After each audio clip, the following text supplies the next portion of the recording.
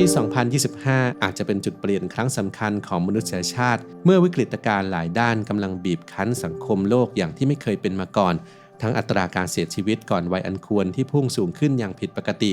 วิกฤตความสัมพันธ์ในยุคดิจิทัลที่ทำให้คนรุ่นใหม่โดดเดี่ยวมากขึ้นความขัดแย้งทางสังคมที่รุนแรงขึ้นและภัยคุกคามระดับโลกที่อาจจะนำไปสู่การเปลี่ยนแปลงครั้งใหญ่ของโลกการเปลี่ยนแปลงเหล่านี้กำลังส่งสัญญาณเตือนถึงอนาคตที่ไม่แน่นอนและอาจจะเป็นจุดเริ่มต้นของยุคสมัยใหม่ที่มนุษย์ต้องเผชิญกับความท้าทายที่ไม่เคยพบมาก่อน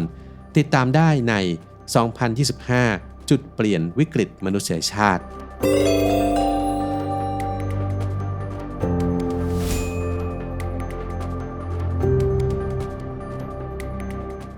1. วิกฤตสุขภาพกายและใจข้อมูลล่าสุดในปี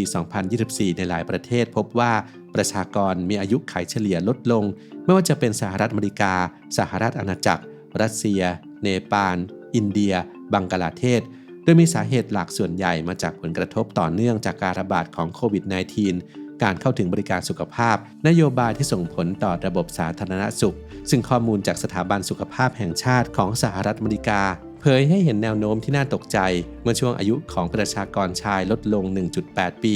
จาก 76.3 ปีเหลือเพียง 74.5 ปีส่วนประชากรหญิงลดลง 1.2 ปีจาก 81.4 ปีเหลือ 80.2 ปีซึ่งนับเป็นปรากฏการณ์ที่ไม่เคยเกิดขึ้นมาก่อนในประวัติศาสตร์สมัยใหม่ของสหรัฐสาเหตุสำคัญประการหนึ่งมาจากการบริโภคอาหารแปรรูปขั้นสูงที่กลายเป็นส่วนหนึ่งในชีวิตประจำวันของผู้คนโดยพบว่า 60-90% ของอาหารในสหรัฐเป็นอาหารประเภทนี้วารสารการแพทย์บริติชรายงานว่าอาหารเหล่านี้เชื่อมโยงกับโรคร้ายแรงอย่างน้อย 32 ชนิดทั้งโรคหัวใจมะเร็งโรคปอดและปัญหาสุขภาพจิตวิกฤตสุขภาพจิตกำลังทวีความรุนแรงขึ้นโดยเฉพาะการเสียชีวิตจากความสิ้นหวังที่พุ่งสูงขึ้นอย่างน่าตกใจในปี 2021 มีผู้เสียชีวิตด้วยสาเหตุนี้มากถึง 29,000 รายคิดเป็น 6% ของการเสียชีวิตทั้งหมดเทียบกับปี 1995 ที่มีเพียง 65,000 รายปัญหายาเสพติดยังคงเป็นวิกฤตที่รุนแรงโดยเฉพาะการระบาดของสารเสพติดสังเคราะห์อย่างเฟนทานิลที่มักถูกผสมในยาปลอมหรือยาเสพติดชนิดอื่นส่งผลให้อัตราการเสียชีวิตจากการใช้ยาเกินขนาดพุ่งสูงถึง 17,500 รายในปี 2023 ซึ่งหากเทียบกับช่วงทศวรรษที่ 1970 นั้นมีเพียง 3,000 ถึง 7,000 รายต่อปีเท่านั้นที่น่าวิตกอย่างยิ่งคือความเหลื่อมล้ำด้านสุขภาพระหว่างคนรวยและคนจนในสหรัฐพบว่าคนที่มีฐานะดีมีอายุยืนยาวกว่าคนยากจนถึง 15 ปีในจีนพบว่าคนรวยมีอายุขัยเฉลี่ยสูงกว่าคนจนถึง 7.3 ปีอินเดีย 7.6 ปีรัสเซีย 12 ปีบราซิล 12.8 ปีฝรั่งเศส 12.7 ปีสะท้อนให้เห็นถึงความไม่เท่าเทียมในการเข้าถึงบริการสุขภาพและคุณภาพชีวิตที่ดีซึ่งองค์การอนามัยโลกระบุว่าเป็นหนึ่งในความท้าทายด้านสาธารณสุขที่สำคัญที่สุดในศตวรรษที่ 21 2. วิกฤตความสัมพันธ์ในยุคดิจิทัลในโลกที่เชื่อมต่อกันมากขึ้นกว่าที่เคยกลับพบว่าผู้คนโดยเฉพาะคนรุ่นใหม่กำลังเผชิญกับวิกฤตความโดดเดี่ยวครั้งใหญ่การสำรวจทั่วโลกพบว่าเกือบ1 ใน 4ของคนทั่วโลกประสบกับความรู้สึกโดดเดี่ยวโดยประเทศบราซิลมีสัดส่วนผู้ที่รู้สึกโดดเดี่ยวสูงที่สุดถึง 50% ตามมาด้วยตุรกี 46% และอินเดีย 43% ขณะที่ประเทศที่มีอัตราความโดดเดี่ยวต่ำที่สุดได้แก่เนเธอร์แลนด์เยอรมนีญี่ปุ่นและรัสเซียกลุ่มที่ได้รับผลกระทบหนักที่สุดคือคนอายุ 18-24 ปีหรือคน Gen Z โดย 59% รายงานว่ารู้สึกโดดเดี่ยวและส่งผลกระทบต่อสุขภาวะตามมาด้วยกลุ่มอายุ 25-34 ปีหรือ Gen Y ที่คาบเกี่ยวกับ Gen Z ที่ 54% ที่น่าสนใจคือผู้สูงอายุ 65 ปีขึ้นไปหรือ Baby Boomers กลับมีอัตราความโดดเดี่ยวต่ำที่สุดเพียง 22% ซึ่งสะท้อนให้เห็นว่าความโดดเดี่ยวไม่ได้เป็นปัญหาที่มาพร้อมกับวัยชราแต่กลับเป็นวิกฤตของคนรุ่นใหม่ในสหรัฐอเมริกาพบว่า 52% ของประชากรรู้สึกโดดเดี่ยวและ 47% มีรายงานว่าความสัมพันธ์ที่มีกับผู้อื่นไม่มีความหมายและเมืองที่มีอัตราความโดดเดี่ยวสูงที่สุด 3 อันดับแรกได้แก่ลาสเวกัสวอชิงตันดีซีและเดนเวอร์โดยมีอัตราสูงกว่าค่าเฉลี่ยของประเทศถึง 3 เท่า วิกฤตนี้ส่งผลกระทบต่อความสัมพันธ์แบบคู่รักอย่างชัดเจนการสำรวจพบว่ามีเพียง 56% ของ Gen Z ที่เป็นผู้ใหญ่แล้วที่เคยมีความสัมพันธ์แบบคู่รักในช่วงวัยรุ่นเทียบกับอัตรา 78% ของ Baby Boomers และ 76% ของ Gen X ตัวเลขนี้สะท้อนให้เห็นถึงการเปลี่ยนแปลงครั้งใหญ่ในพฤติกรรมการสร้างความสัมพันธ์ของคนรุ่นใหม่สุขภาพกายและใจมีความเชื่อมโยงกับความโดดเดี่ยวอย่างมีนัยสำคัญ 77% ของผู้ที่มีสุขภาพกายไม่ดีรายงานว่ารู้สึกโดดเดี่ยวและผู้ที่มีปัญหาสุขภาพจิตมีแนวโน้มที่จะรู้สึกโดดเดี่ยวมากกว่าผู้ที่มีสุขภาพจิตดีถึง 2 เท่านอกจากนี้ยังพบว่า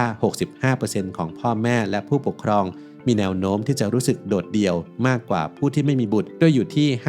55%โดยเฉพาะพ่อแม่เลี้ยงเดี่ยวที่ต้องเผชิญกับความรู้สึกโดดเดี่ยวมีมากถึง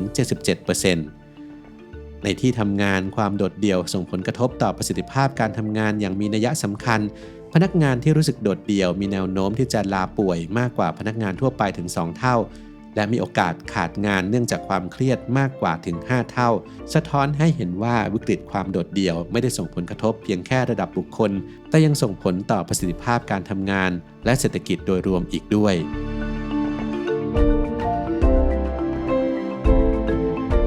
3. วิกฤตความขัดแย้งทางสังค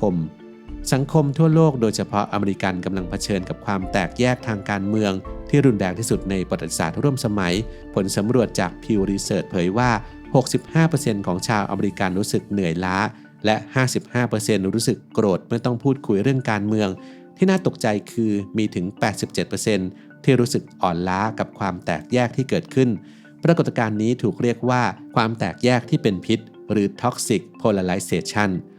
สถานการณ์คล้ายคลึงกันนี้เกิดขึ้นในหลายประเทศในบราซิลเม็กซิโกซึ่งเป็นประชาธิปไตยขนาดใหญ่ในทวีปอเมริกาต่างก็ประสบปัญหาความขัดแย้งทางการเมืองในระดับรุนแรงในเอเชียอินเดียก็มีระดับความขัดแย้งพุ่งสูงขึ้นอย่างมากนับตั้งแต่ปี